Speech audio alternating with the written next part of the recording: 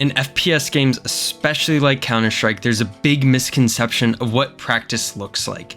The flashiest bit that people love to focus on is aim training. And when you think of top level CS, you think of all these crazy flicks and insane clips. But behind that is a lot of fundamentals that people are missing when they're playing Counter-Strike.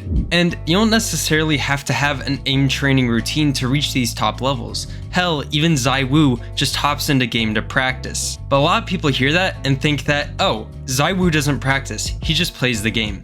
That's not true. Something ZywOo, and I guarantee you every single pro player does, is watch pro demos. They're consistently learning tricks from other pro players, taking parts of their gameplay and applying it to their own to give them the best advantage that they can possible.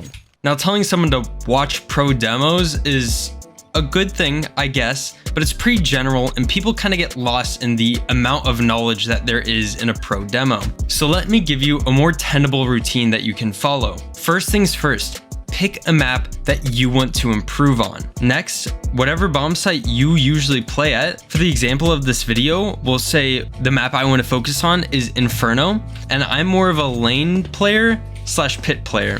So what I'm going to do is I'm going to find a pro player or a tier 2 pro player who plays this lane position on A, and then I'm just going to go through the demo and watching only their point of view. Now, something really easy that you can do is you can just type in Rop's Pro POV Inferno, because I know he's an A player, and then I can just watch this point of view demo. And this is even a strat that you've seen me talk about in my videos, this kind of double under balcony setup. But through watching this, I'll see a lot of the utility that he throws. Basically, when you're watching these VODs, try to be very intentional, thinking about why he's throwing the utility that he's throwing and understanding why he's going for the plays that he's going for. Now, I personally think that tier 1 is the most fun type of demos to watch, but honestly, what is probably best if you're looking to improve is tier 2 Counter-Strike. And you can usually go into HLTV. If I want to watch this match against Singularity and Enterprise, I can just look at GoTV demo and spectate a player in game. I mean, this is for Vertigo and Ancient, so this won't really help me for Inferno, but I can find a match that applies to Inferno, download the demo, and then watch that perspective.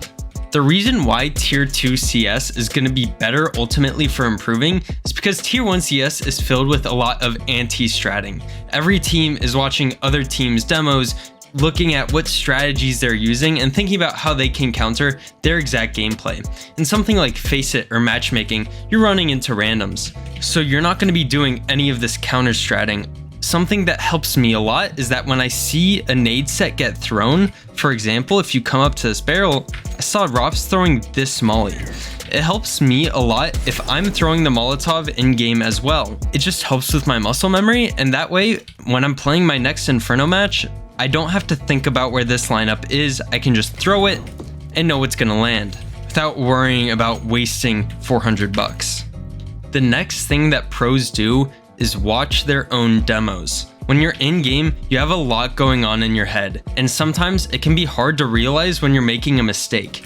Especially if you're really invested in the game, it's sometimes hard to have a clear head and think about why you died and what you could have done better without the emotions that can kind of come with playing CS sometimes. What I find are the best demos are watching demos of my team playing other teams. If I'm playing matchmaking or something, I might be trying to compensate for my Gold Nova teammates, and that might not be the best representation of what a competitive game looks like. So try and find the highest level matches that you're playing where you feel like you're underperforming a little bit or could be doing more, and going back and being intentional about where you can improve. Don't spend hours a day training your aim when you might have global supreme Face It level 10 aim, but ultimately your game knowledge, your positioning, your utility is stuck in Gold Nova. What makes a good CS player is a well-rounded CS player. It's not only the ability to be the person entry fragging on A site, but also being the person